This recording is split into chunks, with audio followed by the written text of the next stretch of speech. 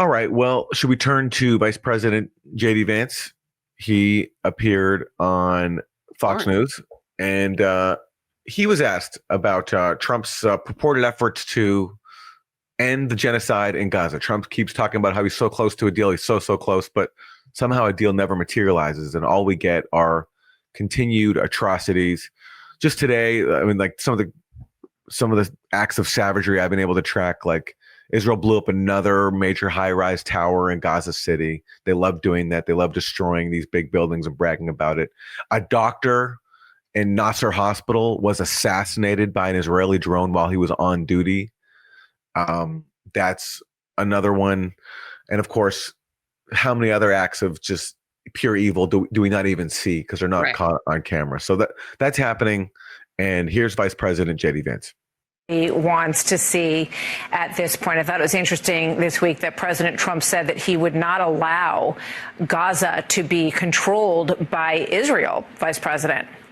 Well, I think the president's been very clear. He actually wants Gaza to be controlled by the people who live there. He wants the West Bank to be controlled. What does that mean to people who live there? Does he actually mean like Palestinians? Or are they hoping to have like maybe the settlers that are trying to buy up land, or like the Gaza Rivera that they're planning to build?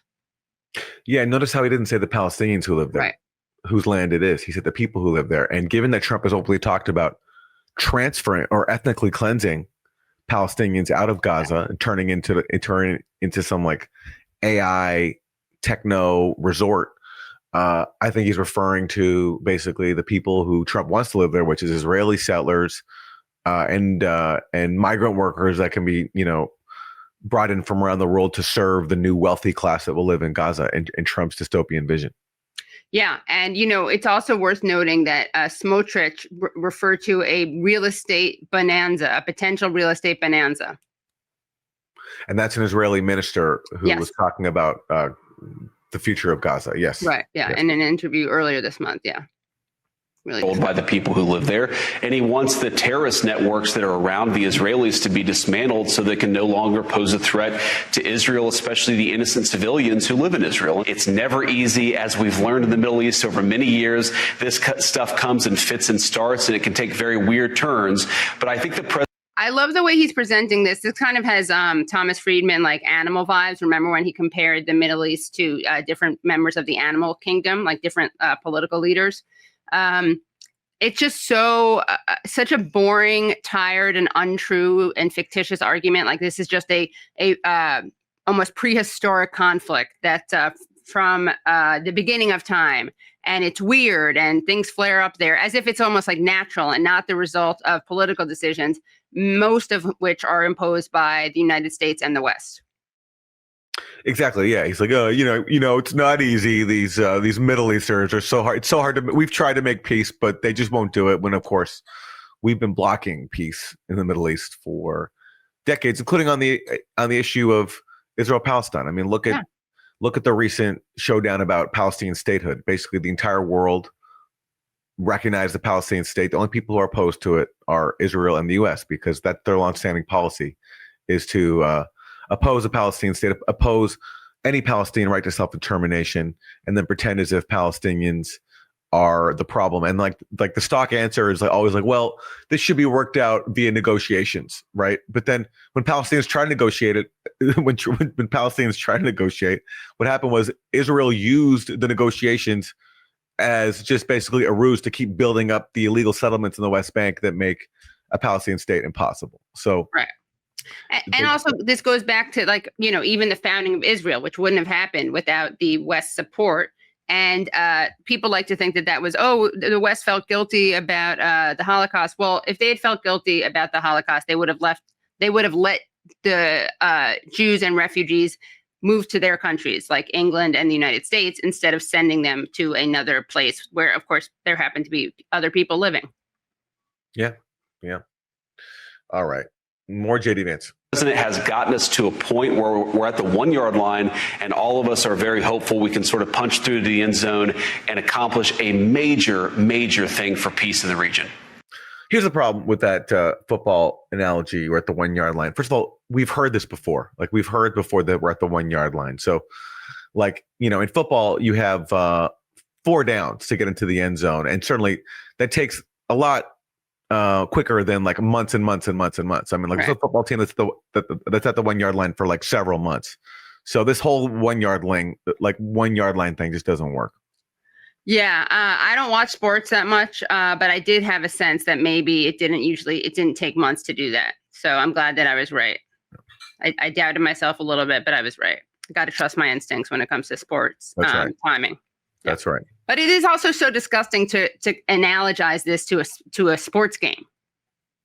Like we're talking about genocide, right? Not like a parallel to football. Yeah, in JD Vance's defense, football does cause traumatic brain injuries. So, maybe that's what he's thinking about. Yeah, you're right. Then then my apologies. Yeah. I'm always looking for a reason to be charitable. So maybe that's what JD Vance was. Yeah, exactly. Was so he was not only correct, but he was also using this as a PSA about traumatic brain injury that can be the result of football. Yeah. And to be clear here, the traumatic brain injury in this analogy is Zionism. Right. Yeah. I'm sure that's what he's doing. Yeah. That is a traumatic. If you have Zionism, good call. Yeah. If you have Zionism, then you have a traumatic brain injury, I think. That is a good diagnosis, and you should get yourself checked out. And until you have it fixed, you should stay at home to not put yourself at risk. Okay, let's hear more from JD Vance. Now, JD Vance was talking a lot about ending the war in Ukraine. He said recently that we're done with the Ukraine war funding business. He said that Ukraine's going to have to give up territory to make peace. Well, this week, last week, Donald Trump blew all that up by saying that, he thinks that Ukraine can actually take back all of its territory, thereby completely reversing all the rhetoric from both Trump and JD Vance on this issue to date. And now what Trump was doing to me is so obvious. He said, like the full context, he said Ukraine can take back all of its territory with NATO's support, not the U.S. support, with NATO support. And then he said, but we're happy to keep selling NATO as many weapons as it wants, and they can do whatever they want with it. So all Trump is doing, he's being like a salesman. He's saying if you buy this car, you'll do great in life. Like things will go great for you. So that's what he's doing here with Ukraine. If you keep buying our weapons, sure, you can take back all your territory. So he's just seizing an investment opportunity. But that does undercut his rhetoric that there's going to have to be compromise and peace. And remember he told Zelensky, you don't have the cards. And so anyway, he's reversing that. So how is JD Vance handling this latest Trump reversal? But also, I would want to ask you something, Aaron, because this is really your lane, right? You are writing a book about this. What could have possibly changed in the theater of war to change Trump's mind? Did all of a sudden Russia's population, was it halved or something? Are there twice as many Ukrainians as there were before? There a major baby boom or something?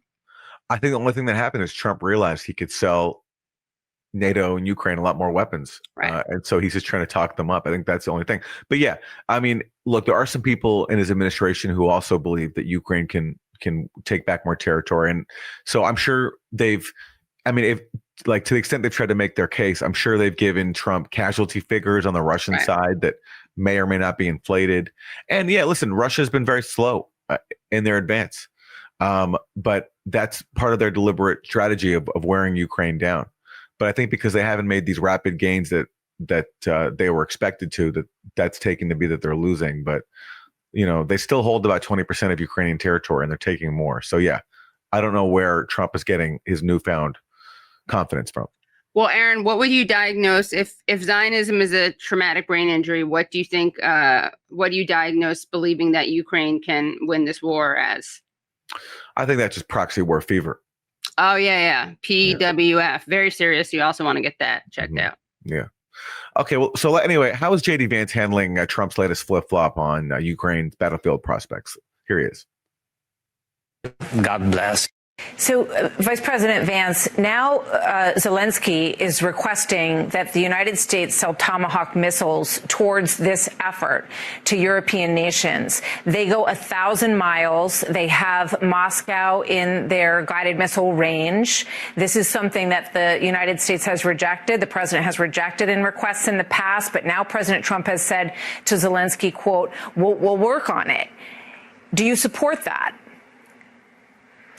Well, right now, as the president said, Martha, we're looking at it. We're certainly looking at a number of requests from the Europeans. And one of the things, again, that I think has really worked about the president's policy in Ukraine and Russia is that it's forced the Europeans to step up in a big way. So as you know, Martha, we're no longer just giving tons of money and weapons. What we're doing is asking the Europeans to buy that weaponry. That shows some European skin in the game. I think that.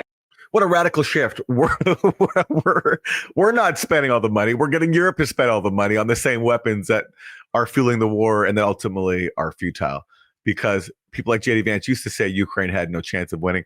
Now he's saying, yeah, we're not even ruling out sending Tomahawk missiles, which, by the way, can be nuclear capable and are extremely dangerous. As the host pointed out, they have a far longer range than the ATACMS missiles that Biden authorized in another step up the escalation ladder. So J.D. Vance is going from saying we're going to shut the war down, we're out of this, we're done, to saying, yeah, we're going to consider sending Tomahawk missiles now. Well, I guess what would that be in a football game? Like when one side it looks like is winning, and then all of a sudden there's a shift.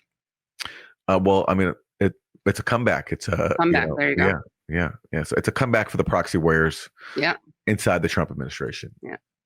Gets them really invested in both what's happening in their own backyard, but also in the peace process that the president has been pushing for the last 8 months. So we're going to keep on working on all of this stuff. But our simple message right now, the Russians are not gaining a lot. This war is terrible for their economy, and they have to ask themselves, how many more people are they willing to lose, and how many more people are they willing to kill for very little military advantage? But would you be okay with them having Tomahawk missiles and the threat that would pose and the possible escalation it would pose? Because there was a time when you were very much in favor of, backing away from this situation in terms of our support of Ukraine. Yeah, but then I went to work for Donald Trump, and now I just do whatever he says. I'm at his mercy. And so forget what I thought before. It's all a complete show. Yeah, things change. Well, one of the things I've always said, Martha, is I wanted the Europeans to step up in a big way. I wanted us, the United States, to stop shoveling money and weaponry to a conflict that was so far away, when I felt like the Europeans, with all due respect for them, were not actually taking their fair share of the burden. Because of the president's leadership, you now have the Europeans buying weaponry from the United States as opposed to us giving it. And you asked this question about Tomahawks. It's something the president's going to make the final determination on. What the president is going to do is what's in the best interest of the United States of America. That's the driving light between his foreign policy decisions, between his defense policy decisions, and that will be the same heuristic that we apply to how we answer this question about Tomahawks. I'll let the president. Heuristic, very fancy word for Fox News. Heuristic. Well, all right, JD Vance. Yeah. So anyway, coming soon, maybe from the Trump administration, Tomahawk missiles to Ukraine. Why not, right? From the guy who promised to end the war to let's send them Tomahawks. This massive escalation. Why not?